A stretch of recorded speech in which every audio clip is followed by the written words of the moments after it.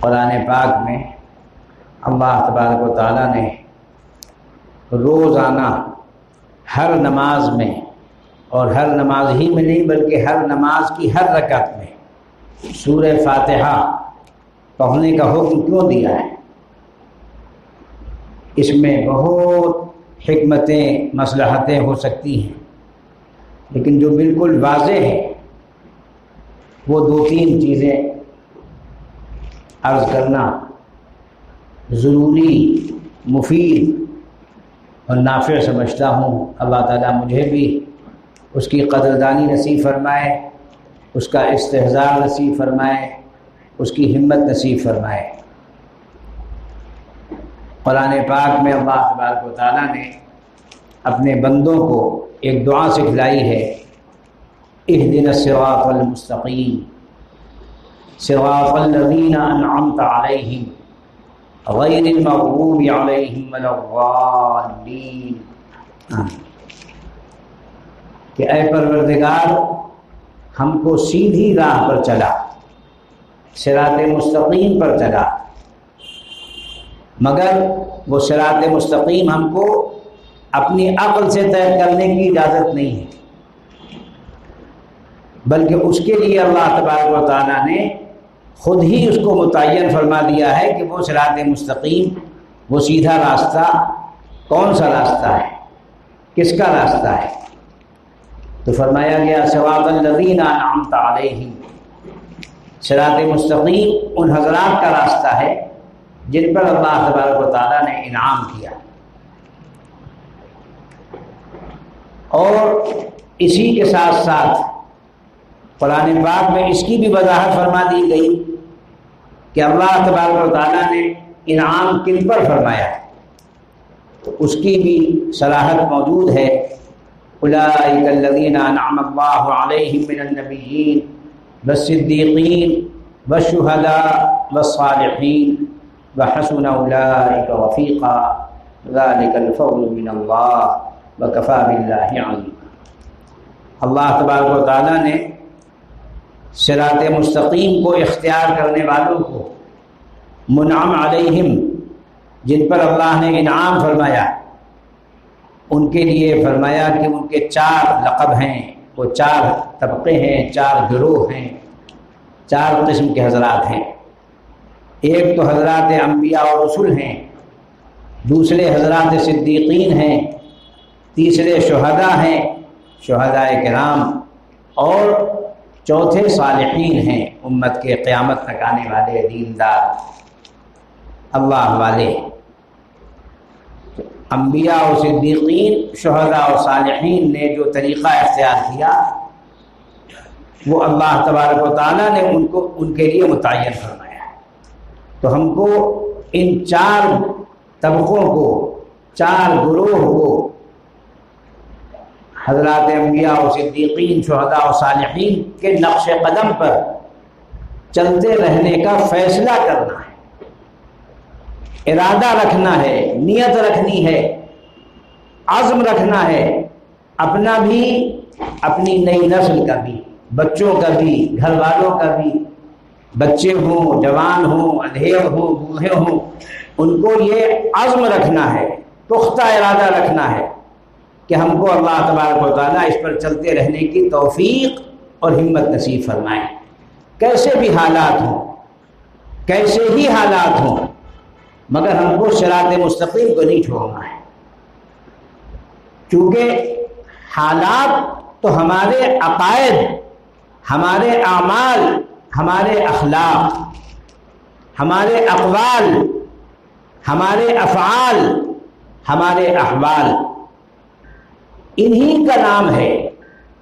لوگ کہتے ہیں کہ صاحب حالات خراب، میں نے کہا نہیں، حالات خراب نہیں ہیں، ہم لوگوں کو جانچتے رہنا چاہیے اپنے عقائد کو، اپنے اعمال کو، اپنے اخلاق کو، اپنے اقوال کو، اپنے افعال کو، اپنے احوال کو جانچتے رہنا چاہیے کہ اللہ تبارک و تعالیٰ نے ہم کو کس طریقے سے زندہ رہنے کا حکم دیا ہے کہ تم کیسے زندہ رہو۔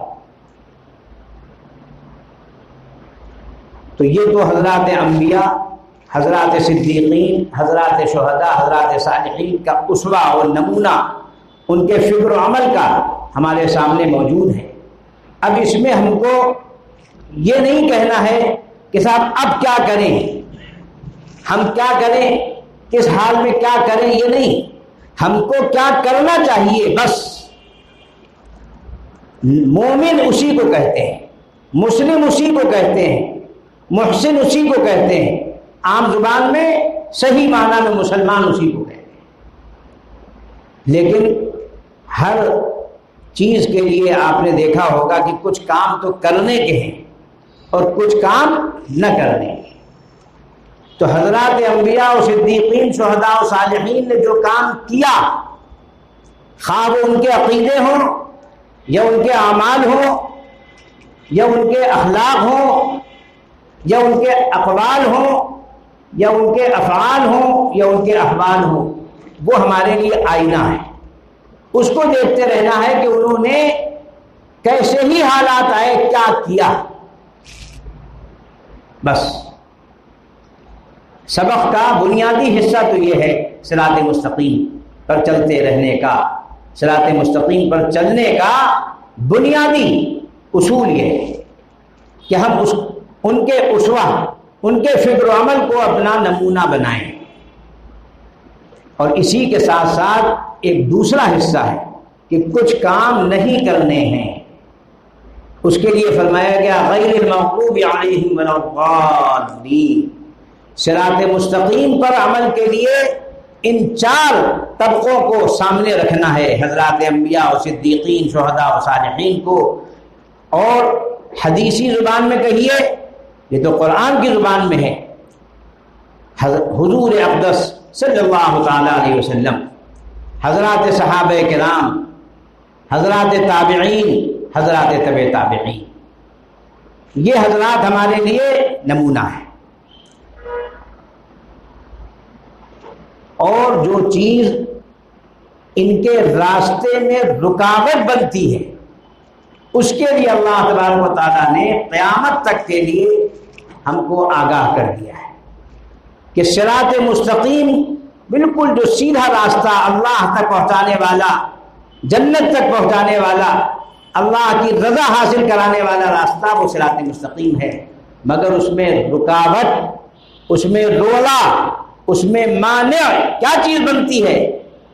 مغضوبین اور ضالین کا راستہ، ان کا طریقہ، غیر المغضوب علیہم ولا الضالین، وہ راستہ ان کا نہیں ہے جن پر اللہ کا غضب نازل ہوا، جن پر اللہ نے اپنا غضب نازل کیا، یا جو لوگ گمراہ ہو گئے، راستے سے بھٹک گئے۔ حدیث شریف میں صاف صاف بتلا دیا گیا کہ مغضوب علیہم سے مراد یہود ہیں اور ضالین سے مراد نصارہ ہے۔ تو مغضوبین یہود ہیں اور ضالین نصارہ ہیں، اور بقیہ سب ان کی شاخیں ہیں۔ آج بھی اگر ہم غور کریں تو یہود گرو ہے، اور جو یہاں ہیں جن سے آپ کا سابقہ اور پالا ہے وہ ان کے چیلے ہیں۔ اس کو اگر آپ نے یاد رکھا تو کبھی بھی گمراہی میں نہیں پڑیں گے، دھوکے میں نہیں پڑیں گے، مغالطے میں نہیں پڑیں گے۔ کیوں؟ سمجھدار آدمی وہ ہے جو اپنے دوست اور دشمن دونوں کو پہچانتا ہو۔ خالی دوست کو پہچانتا ہو، دشمن کو نہ پہچانتا ہو تو ادھوری بات ہے۔ حضرت سیدنا عمر فاروق رضی اللہ تعالیٰ عنہ کے بارے میں ایک عیسائی بادشاہ نے پوچھا ایک صحابی سے کہ تمہارے امیر المومنین کیسے ہیں، ان کا کوئی خاص بس بتلاؤ، کوئی خوبی بتلاؤ۔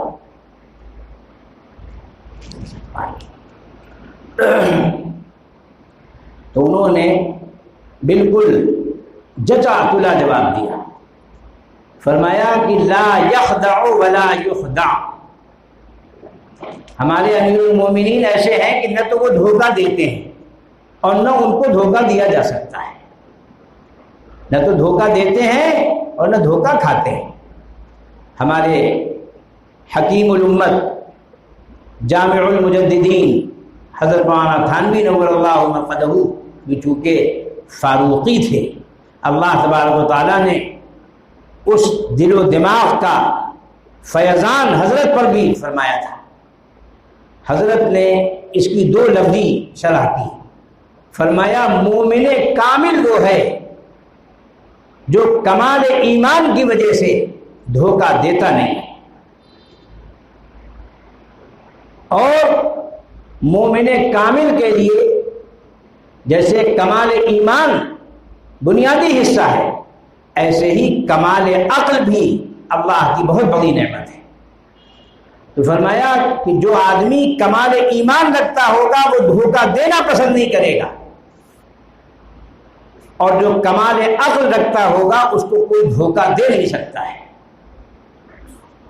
تو فرمایا کہ سیدنا عمر فاروق رضی اللہ تعالیٰ عنہ کی شان میں ان کا تعارف دو لفظی تعارف کرایا، لا یخدع ولا یخدع۔ ایسے ہی حضرت نے دو لفظی تشریح فرمائی کہ نہ تو ان کو وہ دھوکہ دیتے ہیں اور نہ دھوکہ کھاتے ہیں۔ کیوں؟ کمال ایمان کی وجہ سے دھوکہ دیتے نہیں اور کمال عقل کی وجہ سے دھوکہ کھاتے ہیں۔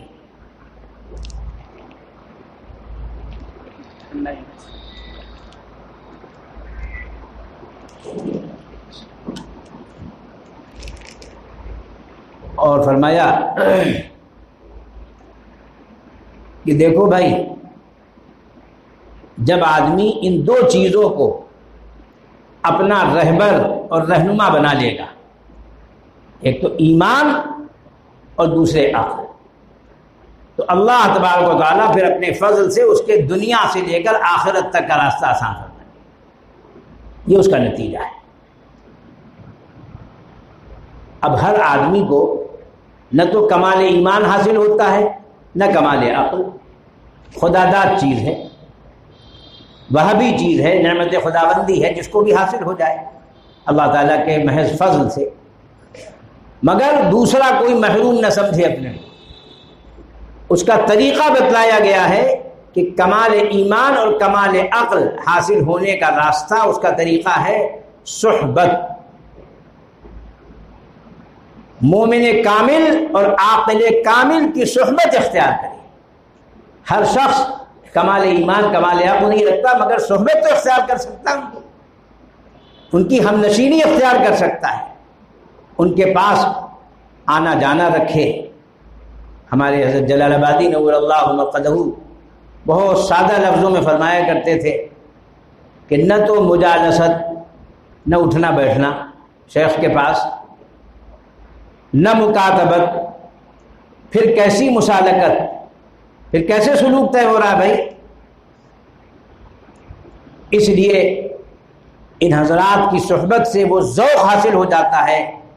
میں سچ کہتا ہوں، میں نے اپنے بزرگوں کی خدمت میں رہنے والوں کو دیکھا جو کسی دارالعلوم، مظاہرالعلوم اور بڑے بڑے مراکز سے فارغ نہیں تھے، مگر انہوں نے اللہ والوں کی صحبت اٹھائی تھی، تو ان کے اندر ایمان میں بھی کمال محسوس ہوتا تھا اور عقل میں بھی کمال محسوس ہوتا تھا۔ میں لوگوں سے مثال دیا کرتا ہوں کہ ہمارے دارالعلوم دیوبند کے ایک بڑے مفتی صاحب تھے، ان سے وہاں کے ایک بہت چھوٹے تھے، ان سے عمر کے اعتبار سے بھی اور بھی دوسرے اعتبارات سے بھی، انہوں نے کوئی ڈھیلا ڈھالا فتویٰ دینے کے لیے کہا، انہوں نے صاف منع کر دیا۔ ان بڑے بزرگ نے، انہوں نے مجھ سے خود بیان فرمایا تھا، حضرت مولانا مفتی نظام الدین صاحب رحمۃ اللہ علیہ نے، جو حضرت مولانا مفتی محمد شفیع صاحب دیوبندی کے شاگرد خاص تھے اور حضرت مولانا شاہ وسیع اللہ صاحب کے خلیفہ خاص تھے، ان کے مجاز تھے۔ انہوں نے فرمایا کہ مجھ سے فلاں صاحب نے کہا، ارے نہیں مفتی صاحب چلتا ہے، لکھ دیجئے، کچھ حرج کی بات نہیں۔ تو مفتی صاحب نے فرمایا نہیں چلتا، ہمارے یہاں نہیں چلتا ہے۔ انہوں نے کہا کہ اور جگہوں سے بھی لکھا جا رہا ہے، کہا جا رہا ہے۔ انہوں نے فرمایا کہیں سے بھی لکھا جا رہا ہو، کہا جا رہا ہو، آپ کو معلوم ہے، آپ جو یہاں دیوبند و سہارنپور کے سیدھے سادے عوام دیہاتی گاؤں کے لوگوں کو دیکھتے ہیں کہ یہ ان پڑھ سے ہیں، ایسا نہیں ہے کہ یہ ناسمجھ ہیں، انہوں نے ورنہ ان کے بڑوں نے ہمارے بڑوں کی صحبت اٹھائی، یہ بات کو فوراً سمجھ لیتے کہ یہ کیا کہہ رہے ہیں مول صاحب۔ اس لیے دارالعلوم سے یہ فتویٰ نہیں لکھا جائے گا۔ بہت سے واقعات ہیں، سنانے کا وقت نہیں ہے۔ ایک دفعہ میں احقر کے پاس بھی مظاہر علوم میں تقریباً 100 سال سے بھی متجاوز عمر تھی ان صاحب کی، بہت بزرگ صورت آئے، مسئلہ پوچھا۔ میں نے سوچا کہ یہ بیچارے کہیں دور سے معلوم ہوتا آ رہے ہیں۔ میں نے پوچھا کہاں سے آئے؟ کہ ماجری سے آئے۔ میں نے کہا ماجری سے تو سہارنپور کے بنسبت جلال آباد قریب ہوگا؟ کہ ہاں میں پہلے تو وہیں گیا تھا، مگر حضرت جی نے فرمایا کہ مفتی صاحب سے پوچھ لو۔ میں نے کہا مفتی صاحب تو چھٹی پہ گئے ہوئے ہیں، آپ ہی بتا دو۔ تو حضرت نے فرمایا میں مسئلہ نہیں بتایا کرتا، مسئلہ ہمارے ہاں مفتی صاحب ہی بتاتے ہیں، بسا اوقات مسئلہ سمجھنے میں، بسا اوقات جواب دینے میں غلطی ہو جاتی ہے۔ وہاں کے مفتی صاحب باوجود ہے کہ شاگرد تھے، مگر ان کا کام تھا، بزرگ اللہ والے، خلوص صدق للہیت کی مشق کیے ہوئے، مگر مسئلہ نہیں بتاتے تھے۔ ہمارے حضرت مولانا اسد اللہ صاحب رحمۃ اللہ علیہ مظاہر علوم کے ناظم صاحب مسئلہ نہیں بتاتے تھے۔ شیخ الحدیث حضرت مولانا محمد زکریا صاحب کاندھروی رحمۃ اللہ علیہ مسئلہ نہیں بتاتے تھے۔ حضرت مدنی رحمۃ اللہ علیہ بھی عموماً مسئلہ نہیں بتاتے تھے، اور بھی بہت سے حضرات جن کا کام نہیں تھا فقہ و فتاویٰ کا، وہ مسئلہ نہیں بتاتے تھے، بلکہ وہ پوچھا کرتے تھے جس کا وہ کام ہوتا تھا، جس کے بارے میں ان کو معلوم ہوتا تھا، یقین ہوتا تھا، اطمینان و اعتماد ہوتا تھا کہ یہ فتویٰ علم کی روشنی میں اور دیانتداری کے ساتھ دیتے ہیں، مطالعے کی روشنی میں دیتے ہیں، علم کی روشنی میں دیتے ہیں، اپنے بڑوں کو دیکھا ہے انہوں نے، ان کا اعتماد حاصل ہے، ان سے پوچھا کرتے ہیں۔ تو ان بڑے میاں نے ایک بہت چھوٹی سی بات کہی، لیکن بڑے کام کی بات کہی۔ انہوں نے کہا کہ میں مسئلہ تو پوچھ لیتا کسی بھی مفتی سے، مگر حضرت جی نے فرمایا کہ اگر مسئلہ پوچھنا ہے تو پھر وہاں چلے جاؤ، مفتی صاحب کے یہاں چھٹی پر گئے ہوئے۔ اور میں ہر مفتی سے اس لیے مسئلہ نہیں پوچھتا کہ جو مفتی کسی کھونٹے سے بندھا ہوا نہیں ہوتا، میں اس سے مسئلہ نہیں پوچھا کرتا۔ کھونٹے سے مراد ان کا تھا پیر، کہ اگر کوئی کسی پیر کا مرید نہیں ہے تو ہو سکتا ہے اس کے اندر آزاد روی ہو، اور آزاد فکری ہو، آزاد علمی ہو۔ بہت سی چیزوں میں آدمی علمی دلائل سے باتیں ایسی کرنے لگتا ہے جس میں نفسانیت اور شیطنت ہوتی ہے۔ اللہ تعالیٰ حفاظت فرمائے۔ آج ہی کا تازہ مسئلہ ہے، حضرت مولانا حفظ الرحمان صاحب سہاروی رحمۃ اللہ علیہ، جو حضرت مولانا مفتی محمد شفیع صاحب دیوبندی کے خاص ساتھیوں میں ہیں، خواجہ تاش لکھا ہے حضرت نے ان کو معارف القرآن میں اپنا، قصص القرآن ان کی بہترین کتاب ہے۔ قرآن پاک میں جو واقعات ہیں انبیاء کے، اس کے لیے بہت مستند کتاب ہے اردو میں قصص القرآن۔ اللہ تعالیٰ نے ان کو علم بھی عطا فرمایا تھا، حکمت بھی عطا فرمائی تھی، ہمت بھی عطا فرمائی تھی۔ ان کے واقعات سنانے کی تفصیل کا وقت نہیں ہے، ایک مختصر سی بات سنانا چاہتا ہوں۔ ان سے پوچھا گیا بہار میں کہ یہاں راشٹری گان اسکولوں میں گانے کے لیے کہاں جا رہا ہے، آپ کی کیا رائے ہے؟ ان کا ہرگز ہرگز نہیں، اس لیے کہ پھر بات بہت دور تک چلی جائے گی۔ جب اس بات کو حضرت مولانا حفظ الرحمان صاحب سہاروی کی اس رائے کو حضرت مولانا مفتی محمود حسن صاحب گنگوہی، جو دارالعلوم مظاہر علوم کے مفتی اعظم اور صدر مفتی تھے بیک وقت، 3 دن دارالعلوم میں 3 دن مظاہر علوم میں حضرت رہتے تھے، استاد الاساتذہ تھے، انہوں نے بھی حضرت مولانا حفظ الرحمان صاحب سہاروی رحمۃ اللہ علیہ کی بات کی تائید فرمائی تھی۔ فتاوی محمودیہ کے اندر بھی لکھا ہوا ہے، اور زبانی بھی میں نے اپنے ان بزرگوں سے سنا جو باقاعدہ ہندی اور سنسکرت کے اچھے ماہر محقق استاد تھے۔ مجھے خوب یاد ہے احقر کے نانا سید عبدالرب صوفی علیہ الرحمہ، جو حضرت تھانوی رحمۃ اللہ علیہ کے خاص مسترشدین میں سے تھے، وہ اللہ تعالیٰ نے ان کو دنیاوی لحاظ سے بھی وہ کئی مضامین میں ایم اے تھے، اردو، فارسی، ہندی، انگریزی بہت اعلیٰ درجے کی جانتے تھے۔ میں نے خود اپنے بچپن میں دیکھا کہ انہوں نے جو ان کے پاس بچیاں پڑھتی تھیں چھوٹی عزیزوں کی گھر کے، یعنی ان کی نواسیاں، ان سے پوچھا کہ تم اسکول میں پڑھتی ہو یا مدرسے میں؟ تو بعض نے جواب دیا کہ اسکول میں۔ کہا وہاں جب تمہاری استانی آتی ہیں تو ان کو کیا کہتی ہو؟ انہوں نے ان کو جو سلام بتلایا، ان کا ارے توبہ توبہ توبہ، تمہارے والدین نے تم کو بتایا نہیں کہ یہ شرکیہ سلام ہے؟ پھر پوچھا کہ جب سب سویرے جمع ہو جاتے ہیں بچے تو اس وقت پھر کیا پڑھا جاتا ہے، کیا گایا جاتا ہے؟ تو انہوں نے لگا بدھا گانا سنایا۔ اس کو سن کر انہوں نے پھر ان کی والدہ کو بلایا بچیوں، اور ان سے فرمایا کہ بچیاں کہاں پڑھتی ہیں؟ کہا وہ میونسپلٹی کا قریب میں اسکول ہے وہاں جاتی ہیں۔ تو کہا تم نے ان سے پوچھا نہیں کہ یہ اپنی استانی کو سلام کرتی ہیں، آداب کہتی ہیں، یا نمستے و نمسکار کہتی، کیا کہتی؟ پوچھا نہیں تم نے ان سے؟ کیوں نہیں پوچھا؟ ابھی سے ان کے دل و دماغ میں ان کو گھٹی میں پلاؤ، کیا شرک ہے، کیا توحید ہے، کیا کفر ہے، کیا اسلام ہے۔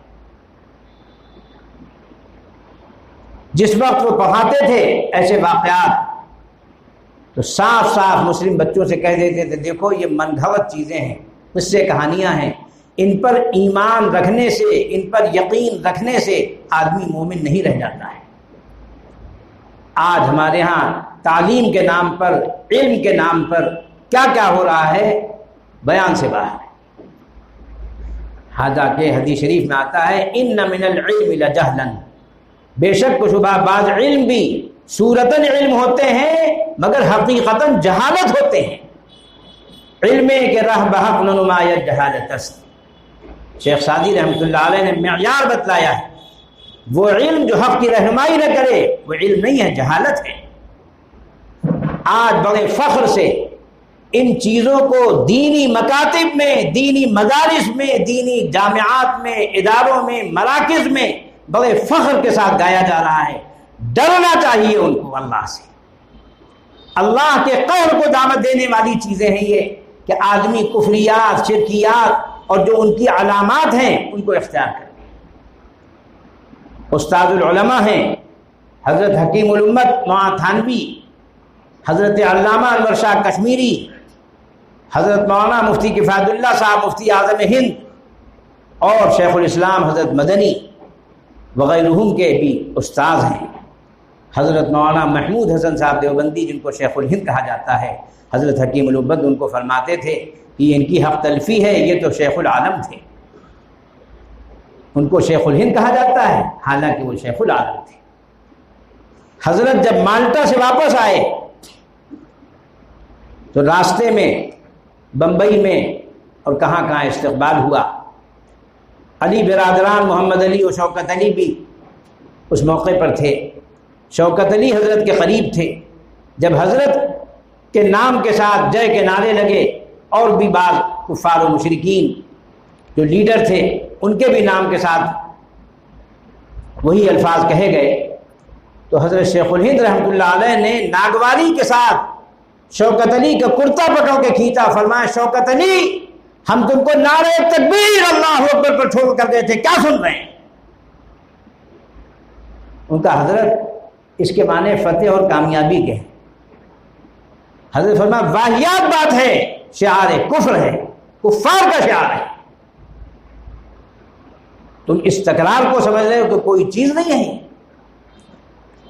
ہر لفظ کے اندر معنی اور اثر ہوتا ہے، اور آپ کو پتہ بھی نہیں چلے گا کہ کفریات، شرکیات آپ کے ہاں ان اعمال اور اقوال اور احوال کے ذریعے گھروں کے اندر داخل ہو جائیں گے، مدارس میں داخل ہو جائیں گے، اللہ تعالیٰ وہ دن دکھلائے۔ اس وقت صورتحال جو میں نے آج دیکھی، بعض لوگوں نے بھیجا، مساجد میں یہ حرکتیں کی گئی، مساجد میں یہ حرکتیں کی گئی جو بالکل شرکیہ شعار، کفریہ شعار۔ ایک بڑے ادارے کے ایک مفتی صاحب نے کہا، میں نام نہیں لینا چاہتا، کہنے لگے کہ مفتی صاحب ہم تو آپ کے سلسلے میں جو 2 فتوے ہیں اس سے اپنے محتمم صحابی کو نہیں قائل کر سکے۔ تو احقر نے ان سے بغیر کسی تاخیر کے عرض کیا، میں نے کہا آپ خود بھی قائل ہیں کہ نہیں؟ اس لیے کہ جب آدمی قائل ہوتا ہے تبھی دوسرے کو قائل کر پاتا ہے، ورنہ دوسروں ہی سے قائل ہوتا پھرتا ہے۔ یا تو داعی بنے گا آدمی یا مدعو بنے گا، طے شدہ مسئلہ ہے، یا تو داعی بنے گا یا مدعو بنے گا۔ کہنے لگے نہیں ہماری اور آپ کی رائے میں کوئی اختلاف تو ہے نہیں۔ ہم نے کہا نہیں، آپ نے جو فرمایا کہ ہم اپنے محتمم صاحب کو نہیں قائل کر سکے، اور وہ کہہ رہے تھے اس میں کیا حرج ہے۔ میں نے کہا آپ نے محتمم صاحب سے پوچھا نہیں کہ یہ شعار کفار ہے، اس کو حضرت مولانا حفظ الرحمان سیوہاروی اور ان کے استاد و شیخ حضرت مولانا مفتی محمود حسن گنگوہی کیا فرما گئے ہیں، اور صاحب اخلاص و حمیت سید عبدالرب صوفی علیہ الرحمہ جو اس کے بڑے محقق تھے، استاد تھے، انہوں نے بتلایا اس کے معنی یہ ہیں۔ اس وقت لوگ نقلچی قسم کے، ان کو صحیح الفاظ کے معنی تک معلوم نہیں ہے۔ میں نے ایک بڑے ادارے کے محتمم صاحب سے جب کہا کہ آپ نے اخبار میں لکھا کہ اس کو لیا گیا تھا، کس نے لیا تھا؟ تو انہوں نے ایک غیر کا نام لیا، انہوں نے لیا۔ میں نے کہا ان کا اس ادارے سے کیا تعلق؟ وہ اس کے محتمم تھے، شیخ الحدیث تھے، صدر مدرس تھے، ناظم تعلیمات تھے، مفتی تھے، کون تھے؟ تو کہنے لگے اس میں کیا کچھ اشکال کی بات ہے؟ میں نے کہا آپ کے علم میں نہیں اس کے معنی؟ کہ نہیں میرے تو علم میں نہیں۔ میں نے کہا جب آپ کے علم میں نہیں تو پھر آپ نے اس کی اپیل کیسے کی جب آپ کو اس کے معنی ہی معلوم نہیں؟ تو یہ بات تو 10 سال سے پہلے کی ہے، یہ ابھی چند سال پہلے کی بات ہے۔ اور پھر انتہائی محمل بات انہوں نے جواب میں کہی کہ ہمارے حضرت محتمم صاحب فرما رہے تھے کہ ہم اس کو اللہ تعالیٰ کی حمد باری سمجھ کر اگر پڑھ لیں تو کیا حرج ہے۔ میں نے کہا میاں پھر ان سے کہہ دینا کہ سجدہ اور رکوع سمجھ کے ڈنڈوت کر لینا، کہ ہم بظاہر تو ڈنڈوت کر رہے تھے لیکن حقیقتاً ہماری نیت تھی سجدے اور رکوع کی۔ کوئی شعار کفر نہیں رہ جائے گا ایسی تعویلات باطلہ اور ایسی تعویلات واہیہ سے۔ ہمارے حضرت مولانا شاہ رسول اللہ صاحب رحمۃ اللہ علیہ فرمایا کرتے تھے کہ یا اللہ یہ اہل علم ہیں جو بجائے ابقائے علم کے افناء علم کی باتیں کرتے ہیں، علم کو باقی رکھنے کے، علم کو فنا کرنے کی باتیں کرتے ہیں۔ ان کے بھی شیخ و مرشد حضرت حکیم الامت نور اللہ قدہ فرمایا کرتے تھے کہ پہلے مجھے خیال ہوتا تھا کہ دجال کے دجل سے لوگ کیسے بہک جائیں گے، اللہ نے ان کو علم بھی دیا ہوگا، عقل بھی دی ہوگی، لیکن جب ایک طاغوت و دجال آیا حضرت کے زمانے کا، کیونکہ دجال اکبر آئے گا آخر میں، ایک دجالین کی جماعت ہے پوری، تو حضرت کے زمانے میں جو دجال آیا جس کو حضرت طاغوت و دجال فرمایا کرتے تھے، حضرت نے فرمایا اس کو دیکھ کر مجھے یقین ہو گیا کہ لوگ ایسے دجال کے دجل و فریب میں آئیں گے جیسے اس کے دجل و فریب میں آ رہے ہیں۔ جہاں یہ کچھ کہہ دیتا ہے فوراً قرآن و حدیث میں اس کے دلائل علماء ڈھونڈنا شروع کر دیتے ہیں۔ مجھے حیرت ہوتی ہے کہ ان علماء کے سامنے قرآن و حدیث اس سے پہلے کیوں نہیں ہوتا ہے، اس کے کچھ کہنے سے پہلے۔ حضرت مولانا سید محمد علی مونگیری رحمۃ اللہ علیہ جو حضرت شاہ فضل الرحمان گنج مراد آبادی کے خاص تربیت یافتہ اور ان کے مجاز بھی ہیں، خلیفہ ہیں، اور حضرت سید الطائفہ حاجی امداد اللہ صاحب کے بھی خلیفہ ہیں، انہوں نے اس طاغوت و دجال کے بارے میں فرمایا تھا کہ یہ جو قل هو اللہ پڑھ کے تقریر کرتا ہے، حضور اقدس صلی اللہ علیہ وسلم کی سیرت بیان کرتا ہے، اس کے لیے بڑی واضح مثال دی انہوں نے جس کو ہر موٹی عقل والا بھی سمجھ لے۔ فرمایا کہ جب کوئی شاطر شکاری شکار کرنے جاتا ہے تو اسی جانور کی بولی بولتا ہے جس کو پھنسانا ہوتا ہے، جس کو شکار کرنا ہوتا ہے، جس کو جال میں لینا ہوتا ہے۔ وہ اپنے بھائیوں کی، اپنی برادری کی آواز ان کو اتر آتے ہیں بیچارے۔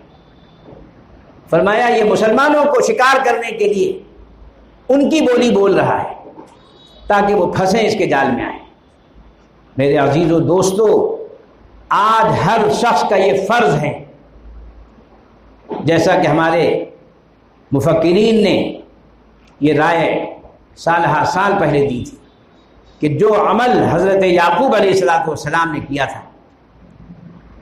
اپنے بیٹوں کو، پوتوں کو، نواسوں کو، سب کو جمع کر کے پوچھا تھا، ما تعبدون من بعدی، یہ بتلاؤ کہ میرے بعد کس کی عبادت و پرستش کرو گے۔ آج یہ فرض ہے کہ ہر شخص اپنے گھر پر بچہ ہو یا بچی اس کا جائزہ لے کہ یہ کفریہ شرکیہ چیزوں میں تو شریک نہیں ہو رہا ہے۔ ہم سہارنپور میں رہتے تھے تو میرے گھر پر اہلیہ کے پاس ایک بچی آیا کرتی تھی چھوٹی، قرآن پاک پڑھنے۔ اس نے ایک دن روا روی میں بتلایا کہ میں جہاں پڑھتی ہوں وہاں کوئی مسلم بچی نہیں پڑھتی ہے، اور جب وہ ہم سے پوچھتے ہیں تو ہم اپنا نام بھی وہی بتلا دیتے ہیں تاکہ وہ ہم کو وہی سمجھیں۔ اور بھی بعضی باتیں اس نے ایسی بتلائیں جس سے محسوس ہوا کہ انتہائی مرعوبیت اور تاثر کا شکار ہے بچی۔ اس کی والدہ کو میں نے کہا بلا کر سمجھاؤ اور کہو کہ یہ بچی آپ نے وہاں داخل کی ہے، اس کے ایمان کا جائزہ ہے۔ حضرت مولانا سید ابو الحسن علی میاں حسنی رائے بریلوی رحمۃ اللہ علیہ نے اخیر زمانے میں بار بار اس پر توجہ دلائی کہ اسکول اور کالج میں پڑھنے والوں سے، بچے ہوں یا بچیاں، ان کا جائزہ لیتے رہیں کہ یہ کہاں پر ہیں۔ آج بڑے درد دل کے ساتھ یہ بات میں عرض کرنے پر مجبور ہوں کہ سہارنپور میں ہمارے مفتی مظفر حسین صاحب، مولانا اطہر حسین صاحب کے پاس ایک صاحب آیا کرتے تھے جو مولانا سے ہنسی مذاق بھی کرتے تھے، بہت بے تکلف معلوم ہوتا تھا، بچپن کے ساتھی ہیں، ایک حکیم صاحب تھے۔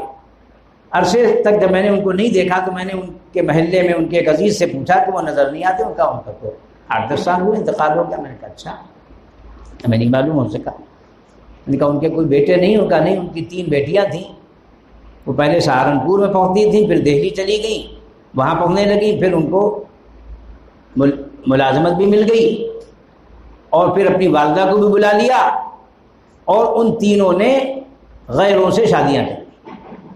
تو ہم نے کہا آپ لوگوں نے اس میں کچھ مزاحمت نہیں کی، ان کو سمجھایا نہیں؟ کہا نہیں سمجھایا ہم لوگوں نے۔ تو ماں نے یہ جواب دیا کہ جس اسٹینڈرڈ کی ہماری لڑکیاں ہیں اس اسٹینڈرڈ کے لڑکے مسلمانوں میں نہیں ہیں۔ تو میں کھلی آنکھوں دیکھ رہا ہوں تعلیم، ملازمت اور شادی یہ جڑی ہوئی ہے۔ اب بعض لوگ لکھ رہے ہیں مفتی صاحب اصلاح معاشرہ کا کام کرنے والوں سے درخواست کی جائے، گزارش کی جائے، ان کو توجہ دلائی جائے کہ یہ سب ہو رہا ہے، وہ اس پر روک تھام کریں۔ میں نے کہا کیا بھائی، ائمہ مساجد، علماء مدارس اور بزرگان دین کیا ان کی ٹانگ پکڑ پکڑ کے گھسیٹے ہیں؟ اصلاح معاشرہ اس کا نام ہے۔ ان ماں باپ کو کیوں فکر نہیں ہے کہ بچی اور بچہ ہمارا کہاں پڑھ رہا ہے، اس کی دوستی کس سے ہو رہی ہے؟ حدیث شریف میں آتا ہے کہ دیکھو دوستی کرنے سے پہلے دوست کو دیکھ لو کہ وہ کس دین پر ہے، کس طریقے پر ہے۔ اس لیے کہ جو شخص کسی کا دوست ہوتا ہے تو وہ اپنے دوست کے طریقے کو اختیار کرتا ہے۔ اس لیے فرمایا گیا کہ فَلْيَنْظُرْ إِلَىٰ مَنْ يُخَالِلُهُ، کہ ذرا دیکھ بھال لیا کرو کس سے دوستی گانٹھ رہے ہیں۔ تو لڑکا ہو یا لڑکی، اس کی دوستی پر نظر رکھی جائے۔ اور ہمارے والد صاحب رحمۃ اللہ علیہ ایک بات اور تجربے کی فرمایا کرتے تھے کہ چھوٹے چھوٹے بچوں اور بچیوں کو پیسے نہیں دینے چاہیے۔ پیسے دینے سے ان کی عادت بگڑتی، ان کو چیز لا کر دینے کی عادت ڈالنی چاہیے۔ جس چیز کی ضرورت ہو ان کو گھر پر لا کر، تاکہ وہ اس کے عادی ہوں، بازار کے عادی نہ ہوں۔ ہمارے حضرت جلال آبادی نور اللہ مقدہ بہت لطیفوں میں نصیحت فرما دیا کرتے تھے. کوئی کہتا تھا حضرت حج میں جا رہے ہیں، کوئی نصیحت فرما دیجیے. فرمایا ہاں، حج اور عمرہ جبھی ہو سکے گا قاعدے سے جب بازار سے بیزار رہو گے. اس لیے بازار سے بیزار رہنا، بے ضرورت بازار نہ جانا. پہلے ضرورت سمجھ لینا واقعی کیا ہے، اس کو نوٹ کر لینا، پھر کسی سے معلوم کرنا وہ چیز کہاں ملتی، بس وہیں چلے جانا، پورے بازار میں نہ ٹہلنا. پوچھتے پھرو، پتہ چلے گا لینی تھی ایک چیز 10 چیزیں اکٹھی کر لائے فضول. تو فرمایا اس سے فضول خرچی کی عادت ہوتی ہے. ہمارے حضرت کے ہاں علم بھی تھا اور حلم بھی تھا اور حکمت بھی تھی. ہر بزرگ کا ایک رنگ ہوتا ہے، ہر گلیرا رنگ و بوئے دیگر است. اللہ تبارک و تعالی ہم سب کو اپنے علماء دین کی، بزرگان دین کی، اور خاص طور پر اپنے والدین کی قدردانی نصیب فرمائے. تربیت والدین سے مل سکتی ہے. ادب، شرافت، تہذیب، تمیز یہ کہاں ملے گی؟ والدین کے پاس. خالص علم کہاں ملے گا؟ جو علماء ہیں ان کے پاس. علم صحیح بنیاد ہے عمل مقبول کی، اور پھر عمل مقبول کی بنیاد پڑے گی بزرگان دین کے پاس. دین کی ایک صورت ہوتی ہے، دوسرے اس کی ایک حقیقت ہوتی ہے، تیسرے اس میں ایک لذت اور کشش کی کیفیت ہوتی ہے. علم کی صورت تو تقریر سن کر، کتاب پڑھ کر حاصل ہو جاتی ہے، لیکن اس کی حقیقت اس پر عمل کرنے سے حاصل ہوتی ہے. اور مگر لذت اور کشش، بیتابی اس عمل کے لیے، یہ بزرگان دین کی صحبت سے حاصل ہوتی ہے. تو تربیت والدین سے، تعلیم اساتذہ سے، اور اصلاح بزرگان دین کی صحبت سے.